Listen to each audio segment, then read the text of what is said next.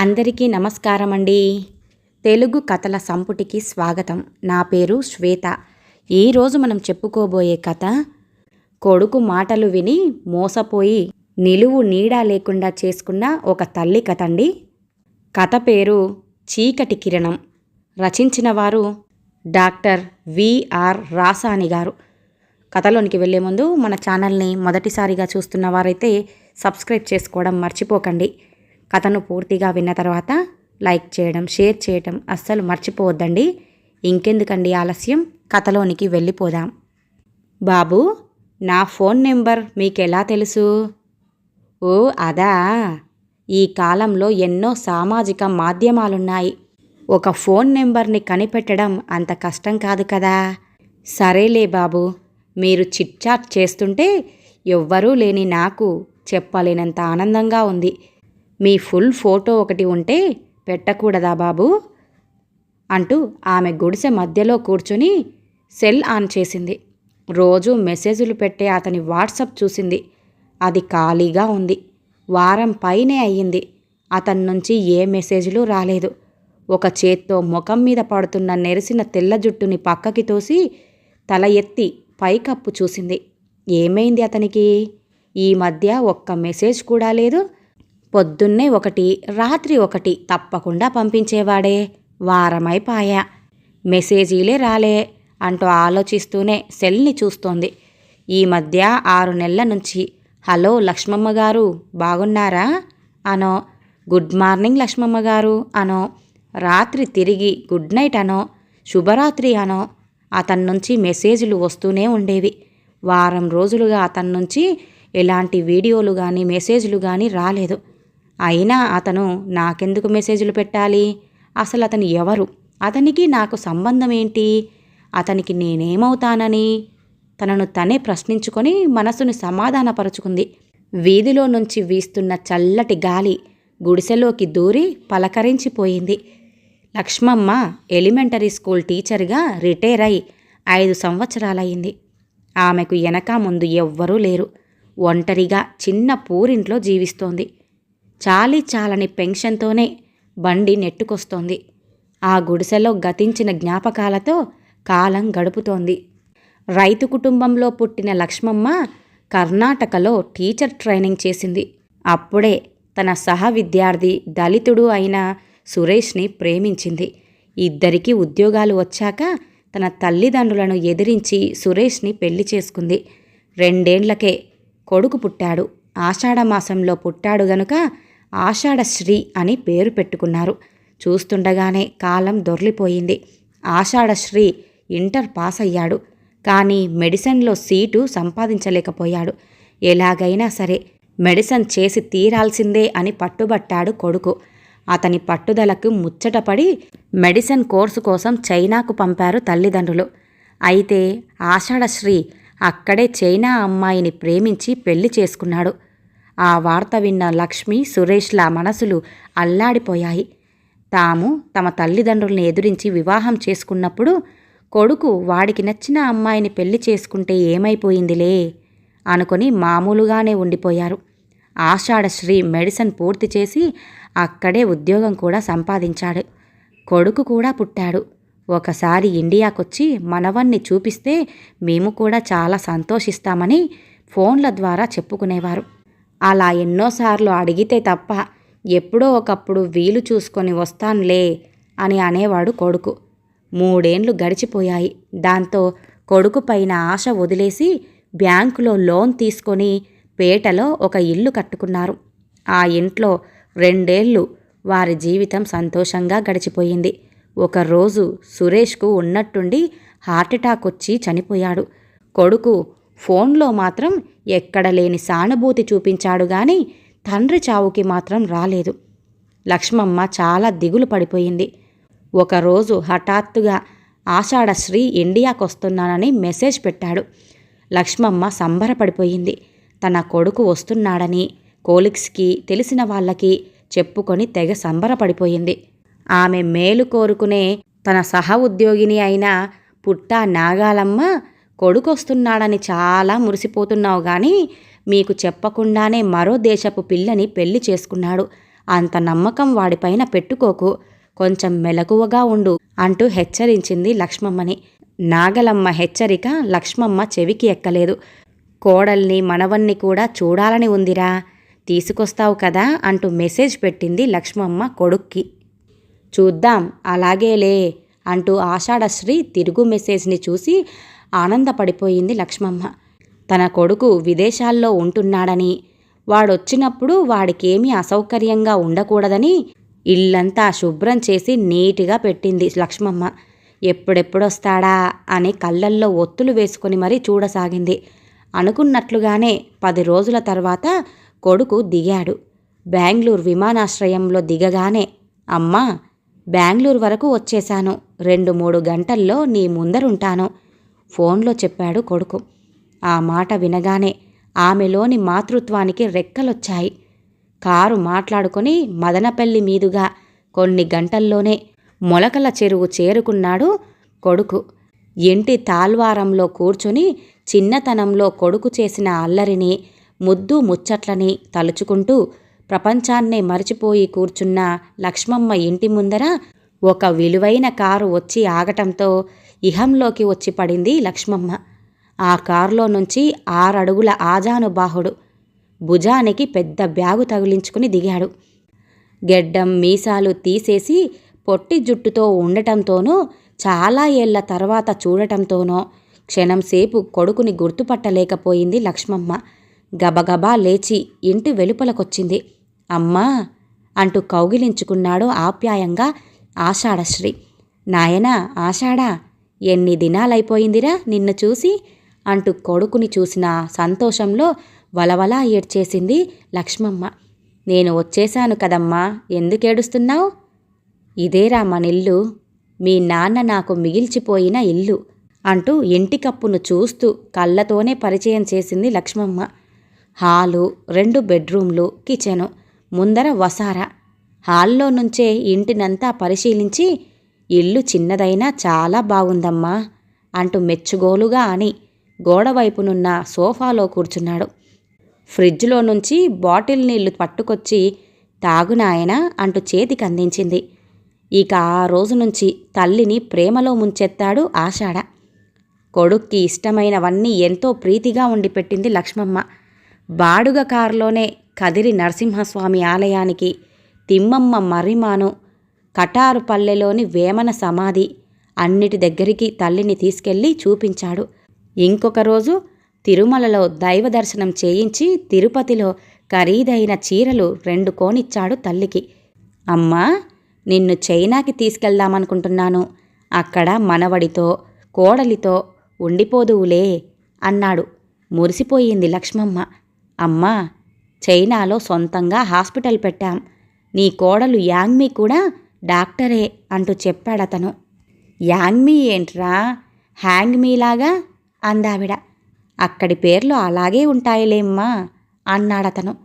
నా కొడుకు ఎంత గొప్పవాడైపోయాడో అంటూ పొంగిపోయింది.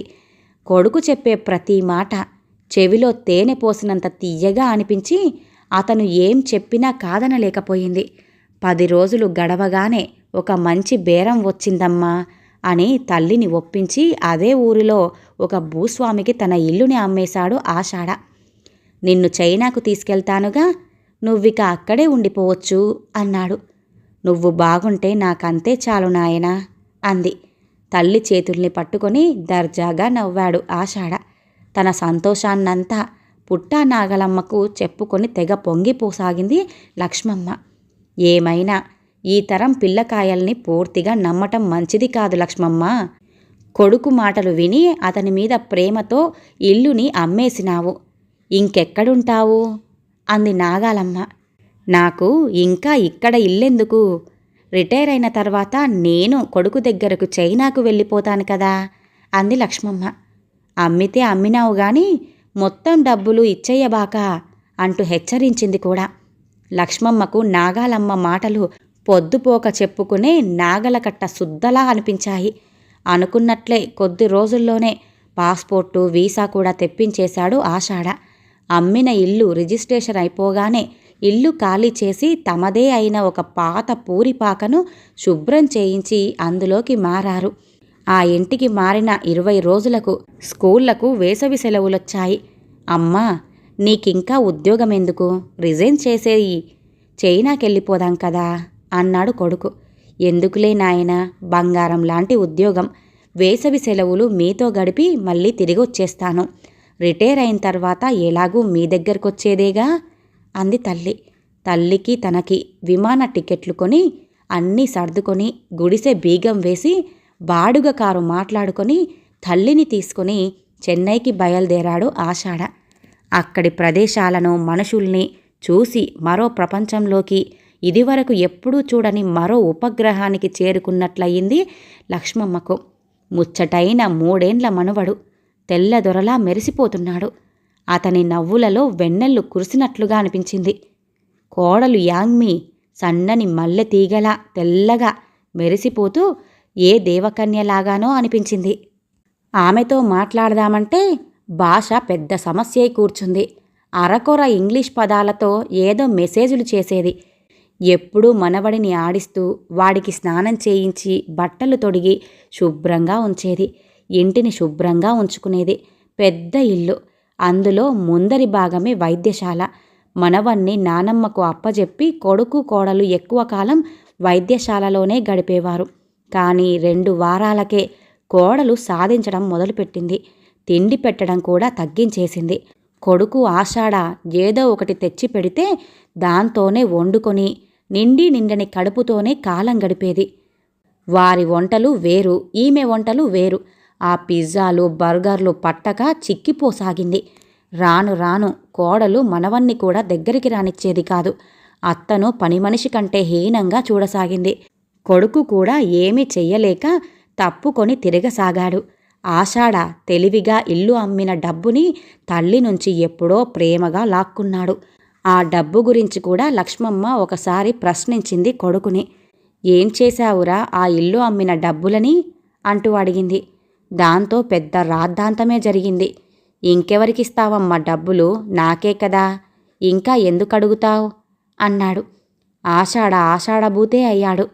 ఆమె దగ్గరున్న నగలు, డబ్బులన్నీ లాక్కొని ఇండియాకు టికెట్టు కొని ఇక సెలవులైపోయాయి, స్కూళ్ళు తెరుస్తున్నారు అని విమానం ఎక్కించేశాడు.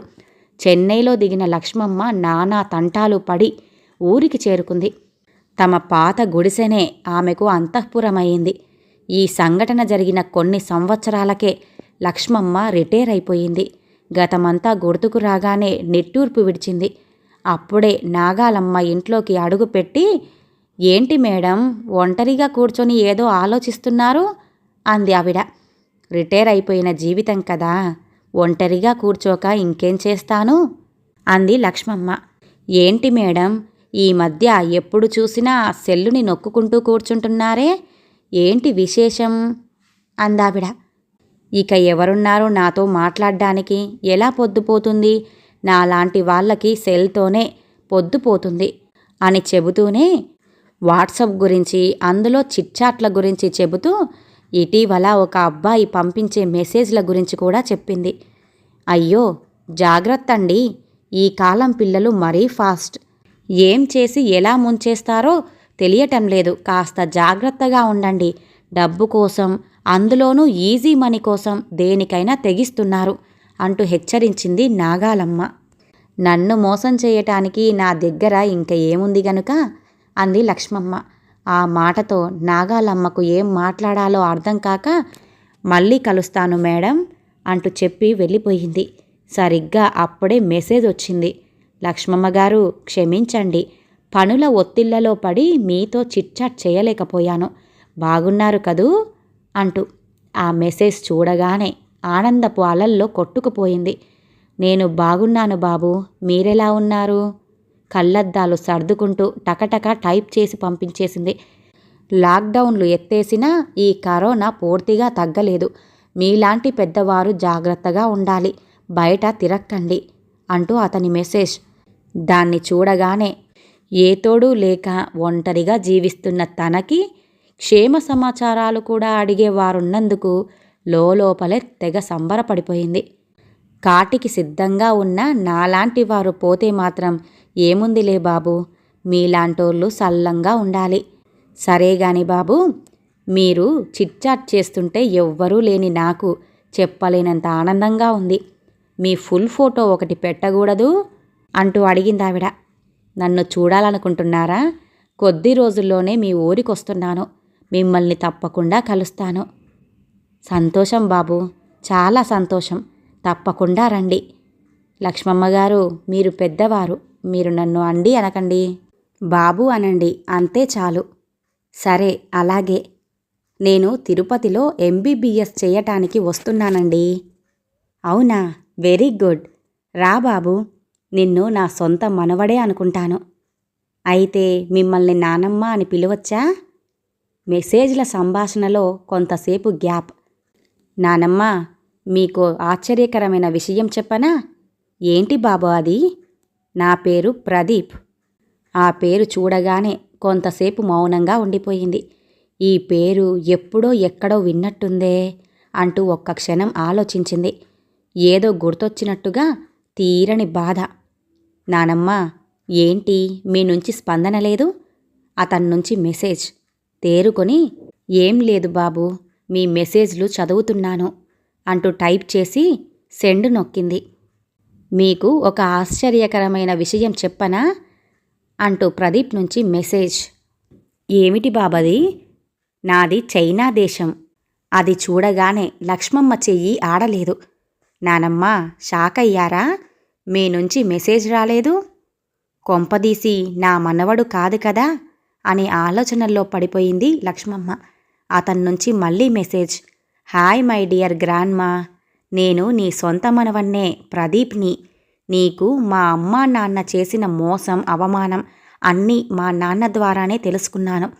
మీ ఫోన్ నెంబర్ కూడా మా డాడీ డైరీలో నుంచే తస్కరించాను. మరి నా చైనా గ్రాండ్సన్కి తెలుగు ఎలా వచ్చు అని అనుకుంటున్నారా? మా నాన్నగారే నేర్పించారు. ఇక్కడ ఇంకా కొందరు తెలుగు వాళ్ళు కూడా ఉన్నారు. వారితో కూడా నేను మాట్లాడుతూ ఉండటం వల్ల వచ్చేసింది తెలుగు భాష.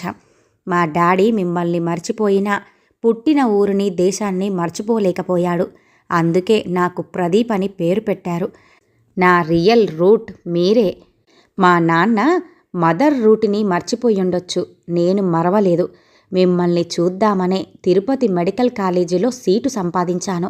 మీరు భయపడకండి, నేనున్నాను మీకు. మెడిసిన్ పూర్తి చేసిన తర్వాత నేను చైనాకు వెళ్ళటం లేదు, మీ దగ్గరికే వచ్చేస్తున్నాను.